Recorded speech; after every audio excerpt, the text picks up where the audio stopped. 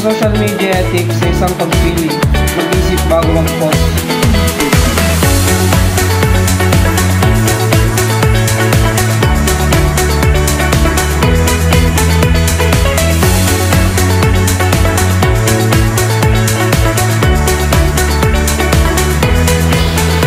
Okay, saka mag-picture. Post ko to sa Facebook. Sige, sige, sige. Ayun. Focus ko lang to sa Facebook. Pwede bang wag mo na i-post? Hindi ako komportable.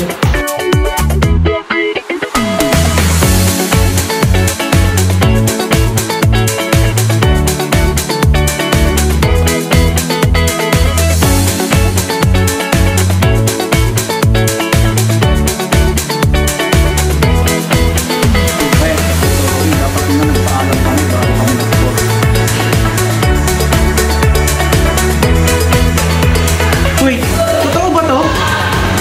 Dami na informasyon nito online, hindi lahat na nakikitaan totoo. Bago mag-renovate, tingnan muna natin itong pinagalingan para mag-verify. Tama, para na-stop na natin ang pagkalat ng fake news. Guys, kailangan talaga ng tao ng tamang informasyon.